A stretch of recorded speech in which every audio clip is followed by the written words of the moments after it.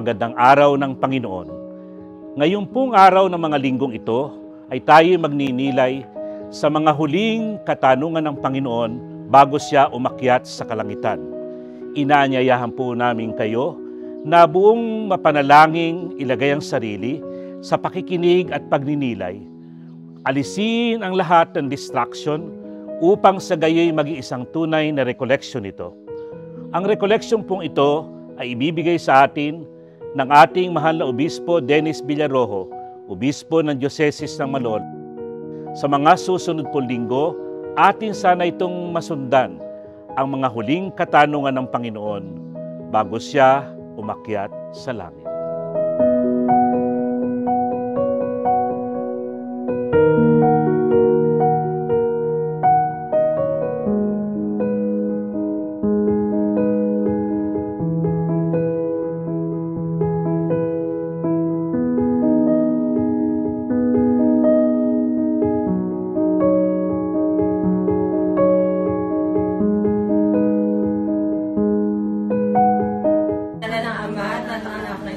Santo. Amen.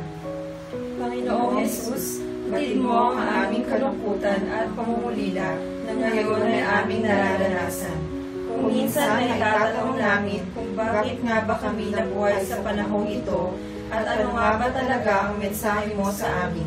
Tulungan nawa kami ng iyong Espiritu Banal upang aming maunawaan at makita ang mga bagay sa liwanag ng iyong karunungan. Patatagin mo kami sa pananampalataya at pag-asa upang patuloy kaming maglakbay sa buhay sa kabila ng kawalang katiyakan, mga takot at pangamba. Patuloy mo po kami ilapit sa iyong Ama na aming Diyos, magpasawalang hanggan. Amen. Sa ngalan ng Ama, ng Anak, ng Espiritu Santo. Amen. Ang mabuting balita ng Panginoon ayon kay San Juan. Noong panahong iyon, lumingon si Pedro at nakita niyang sumusunod ang alagad na minamahal ni Jesus. Iyang humiling sa dibdib ni Jesus nang sila'y naghahapunan at nagtanong, Panginoon, sino po ang magkakanulo sa inyo? Nang makita siya ni Pedro, tinanong nito si Jesus, Panginoon, ano po naman ang mangyayari sa taong ito? Sumagot si Jesus, kung ibig kong mabuhay siya hanggang sa pagbabalik ko, ano sa iyo? Sumunod ka sa akin.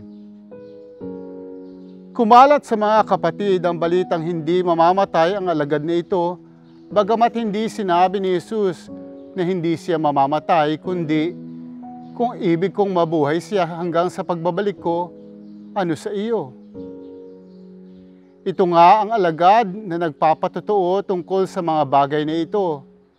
Siya rin ang sumulat ng mga ito at alam naming tunay ang kanyang patotoo. At marami pang ginawa si Jesus na kung susulating lahat, inaakala kong hindi magkakasya kahit sa buong daigdig ang maaklat na masusulat. Ang mabuting balita ng Panginoon.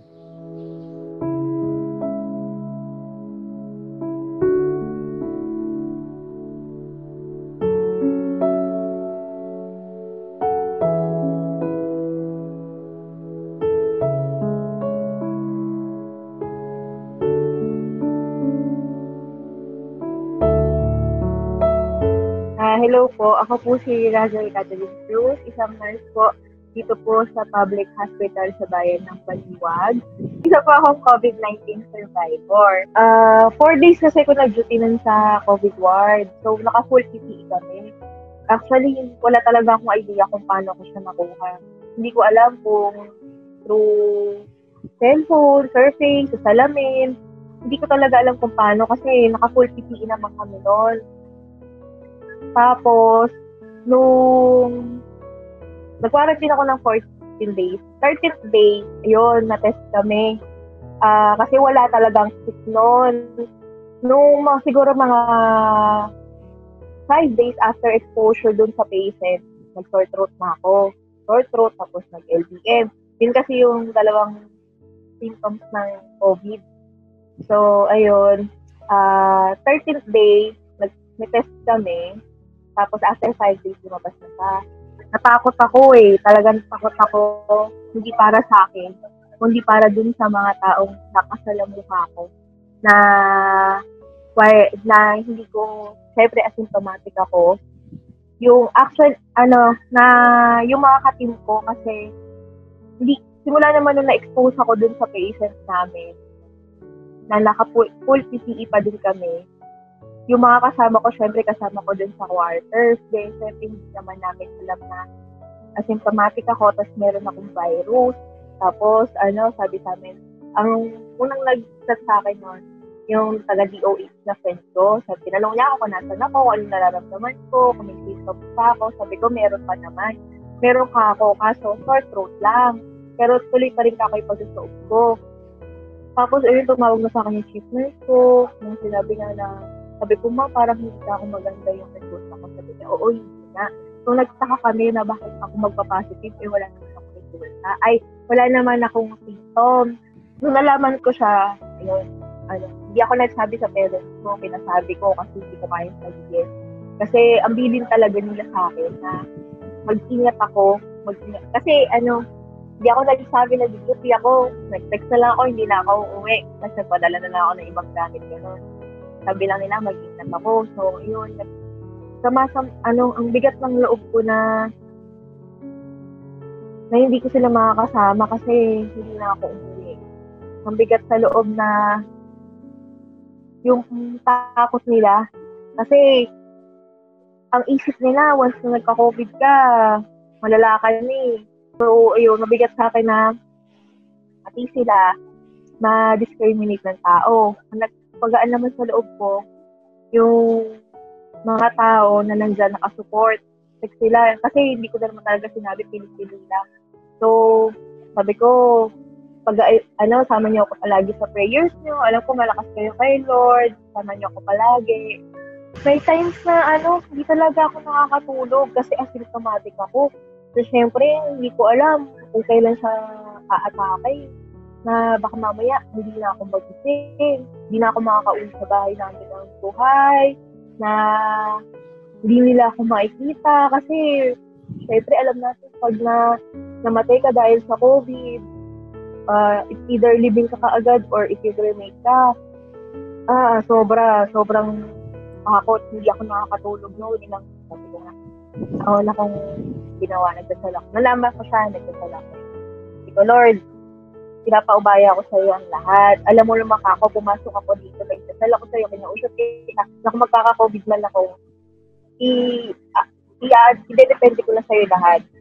Alam ko, hindi mo ako bibigyan ng problema, ng sakit, kung hindi ko kayang harapin. Lagi ako nag-rosary every 6 p.m. Tapos, every 9 p.m., may makakasabay ako nang nagdadasal. Kasi, alam ko, sarili ko sa si Lord lang yung tutulong para sa akin. Tapos, everyday yun, magpapasalamat ako sa umaga, sa gabi, tapos every Sunday, makinig ako ng minsan, dahil sasabayan yung mga usan sa hapon. Kasi, yun nga, lagi ko lang inaano sa sarili ko na ever since pa, alam ko, hindi ako papabayaan ng Panginoon ko. Hindi na ako takot. Kasi naranasan ko na siya, alam ko na maraming nakasupport sa akin. Lalo na nung nag-post ako, ang dami bumuhos yung mga messages, nakakatuwa. Hindi ko ine-expect na ganun yung magiging reaction nila kasi wala talaga nakakaalam. Talaga, nung pag-post ko, ang daming nag-send sa akin na, uy, nagka-COVID ka pala, akala namin wala, TikTok ka lang. Sabi ko, it's a way na para makita ng tao na hindi ako malala. Sobra akong thankful, sobra akong grateful kasi hindi ako nahirapan. Kasi biruin mo, sore throat lang sa LTF. Sore throat, kaya mo pagalingin yan. Magsuob ka lang, magmumog ka lang. Sabi ko nga, sa lahat na nakakausap ko, kasat ko, sabi ko, sobrang thankful ako kasi ito lang naging symptoms ko. Hindi ako naging malala, hindi ako natutuhan. Kasi yung mga pinapalabas sa mga balita, yung mga natutubuan, so sobrang worried sila nun. Pag-uwi ko, para akong baby kasi isip nila, nahihirapan ako. Sabi ko, hindi, okay lang ako, kaya ko yun. Kasi sobrang simple lang, kaya nagpapasalamat talaga ako sa Panginoon. Ganun lang yung binigay niya sa akin. Sabi ko nga, siguro may plano pa si Lord para sa akin. Siguro may plano pa siya na i-share ko pa kung ano yung mga na-experience ko dito sa nangyaring sa akin. Sobrang thankful ako. Hindi ko talaga na-explain kung gaano kasaya. Lalo na nung umuwi ako sa akin. Salamat talaga na napauwi pa niya ako. Harap mo Ate Angel. Yay!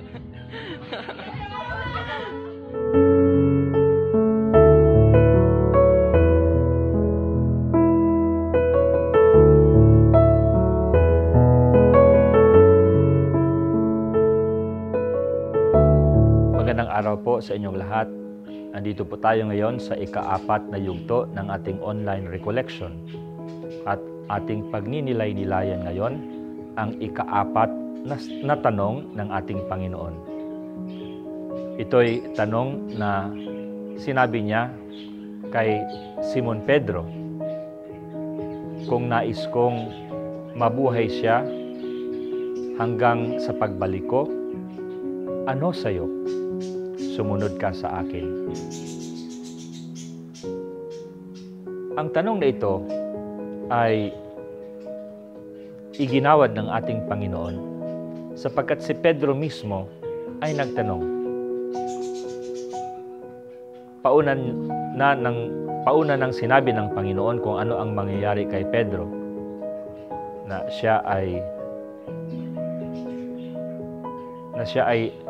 dadanas ng tinatawag nating martyrdom. Kaya't si Pedro ay nagtanong sa ating Panginoon tungkol kay Juan. Ano po ang mangyayari sa kanya? Kaya ang tanong ng ating Panginoon ay mismong kasagutan sa tanong ni Pedro. Kung ibig kong manatili siya hanggat ako'y pariritong muli, ano sa'yo? Sumunod ka sa akin. Ang isang temptasyon ng isang tao ay yung pagnanais natin na malaman kung ano ang hinaharap. Ito yung isa sa mga atraksyon ng mga relihiyon. Kasi ang iniisip ng iba, ang relihiyon ay nagbibigay pananaw sa hinaharap. Kaya po, ibig ni Pedro na malaman, ano nga ba ang mangyayari kay Juan? At the personal level, ito rin ay isang concern ni Pedro ukol kay Juan, sapagkat tinuturing niya na si Juan ay ang kanyang kapatid. Kaya tinatanong din niya, ano ba ang mangyari kay Juan? Ngunit ang sagot ng ating Panginoon na isa ding katanungan, ano sa'yo? Ano sa'yo? Ang kaalaman kasi ng hinaharap ay isang kapangyarihan. Kapag alam mo ang hinaharap, may kapangyarihan ka.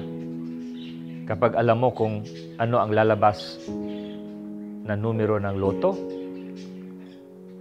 sa susunod na linggo ay makakabili ka at ikaw ang mananalo. Kaya kung alam mo ang hinaharap, makakamit mo rin ang kapangyarihan.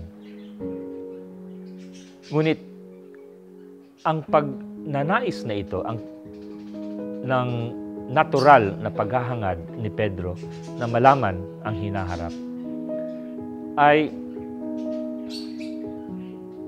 parang binibigyan ng ating Panginoon ng isang formation o paghuhubog alang-alang kay Pedro. Ano sa'yo? Sumunod ka sa akin. Ang dalawang katagang ito ay mahalagang nagkadugtong. Ano sa'yo? Sumunod ka sa akin. Sapagkat ang isang tao na alam na ang mangyayari sa hinaharap ay malamang hindi na magiging alagad. Hindi na magiging disipulo. Kasi po alam na niya eh. Yun po bang manood tayo ng sine, tapos yung kasama natin ay una nang nakapanood. Nakakainis di po ba? Malapit nang nagiging climax. Tapos bigla lang sasabihin ng katabi mo, mamamatay yan. Spoiler. Kaya po, ang isang spoiler, yung alam na kung ano ang mangyayari sa hinaharap, yan yung hindi sumusunod, hindi nagiging alagad. Kasi may kapangyarihan eh. Kasi mas nauuna, hindi sumusunod. Kaya po, ang sinabi ng ating Panginoon ano sa'yo? Sumunod ka sa akin. The Lord is cutting down Peter so that he would learn to be a true disciple. Na siya ay magiging totoong alagad. Hindi yung nangunguna, yung inuunahan, kundi sumusunod. Hindi naman na nililingid sa atin ng Panginoon kung ano ang hinaharap. Batid naman natin sa kanyang mga pahayag na ang hinaharap ay nasa kanyang kapangyarihan. Ang kinakailangan natin lang ay ang pananalig sa kanya. Ang tao kasing alam na ang mangyayari sa hinaharap ay hindi na nananalig. Nananalig na lang siya sa kanyang sarili dahil alam na niya. And so, discipleship, faith requires that we follow at hindi yung inuunahan natin ang Panginoon. Alam po ninyo sa panahong ito, ang katanungan sa ating mga isip Panginoon, kailan po ito matatapos ang pandemyang ito? Kailan kami makakaraos? Kailan kami makakalabas at makakapagpunta sa mall, manood ng sine? Yun yung nasa isipan natin Kailan? Kaya tayo nagabagabag sapagkat iba-iba ang ating naririnig. Mayroong nagsasabing hanggang 1 taon pa ito o 2 taon pa ito. At mayroon namang nagsasabing 1 buwan lang yan, mawala na yan. Kaya kung tayo'y nakikinig sa mga taong nagpapahayag kung ano ang hinaharap, ang nangyayari is either we become complacent, 1 buwan na lang pala, 1 linggo na lang pala, or mapagabag tayo. 2 taon pa, ganito tayo. We won't find peace. Ngunit kung ating pagtuunan lang ang sanggunin ng ating Panginoon, ano sa iyo yun? Ang gampanin mo ay sumunod sa akin. Kaya, kung tayo susunod lang sa Kanya, mananalig tayo sa Kanya, hindi tayo mabagabag. Kampante ang ating kalooban sapagkat ito ay nakakapit sa ating Panginoon. Kaya, paano tayo uusad mula dito? What's the plan? Bilang simbahan, ano bang mangyayari sa atin? Bilang pamayanan, ano bang mangyayari sa atin? Against all predictions na wala naman talagang makapagsabi kung ano talaga ang mangyayari.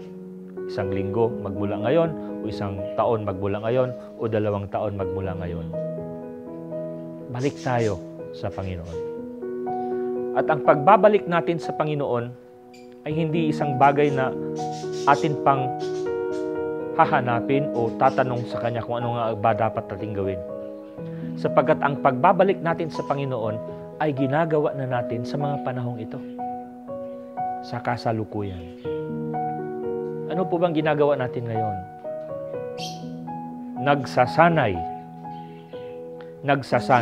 sa pagsupil ng sarili. Gusto natin gawin ito, ngunit huwag muna. Gusto tayong dumalaw at pumunta kung kahit saan-saan, ay huwag muna. Yan ay pagsasanay ng pagsusupil ng sarili. At mahalaga yon para sa ating lahat. Dahil sa pagsusupil, maraming magagandang bagay ang ating magagawa. Kaya po, paano tayo nakapagtutulong sa ibang tao? Sapagkat ito ay maraming bagay na ipinagkait natin sa ating sarili upang maibigay at maibahagi sa ibang tao. Yun na lang pong pag-desisyon na ako'y manatili sa bahay, na kahit sasabihin natin nasa ACQ na o nasa GCQ na lubuluwag na ang mga pahintulot, ay hindi kagad-agad tayo lalabas ng bahay. At kung lalabas man ay manatiling mag-iingat. Nandyan nananatili ang pagkakalinga sa ibang tao at pag-iingat sa sarili. Naway huwag natin kalimutan ito. Ito'y magandang mithiin na ating natutunan sa mga araw na ito. Nariyan yung pagkalinga sa kapwa. Wala silang makain, meron akong pagkain, ibahagi ko sa kanila. Nariyan yung pagbigay buhay para sa kapakanan ng maraming tao. Alalahanin natin ating mga frontliners na walang pakundangan sa kanilang sarili, maibigay lang ang tamang paglingkod sa mga may sakit. Nariyan din yung uhaw natin dahil hindi tayo makapagsimba, yung uhaw natin sa mga sakramento na sa ngayon ay sinusupil sapagkat hindi pa maaari. Paano kaya kapag maaari na? Ay problema ngayon ay parang gustong-gusto nating magsimba. Kung bukas naman ang mga simbahan, ayaw naman natin o ipagpaliban naman natin. Ito yung mga bagay na ating natutunan sa mga araw na ito. Huwag po nating kalimutan. Sa pag-usad natin sa hinaharap, huwag nating pangunahan ang Panginoon. Makikinig tayo sa Kanya. Susunod. Nang sa gayon, ay hindi tayo mawalay sa Kanya at matuto tayong maging tunay na alagad.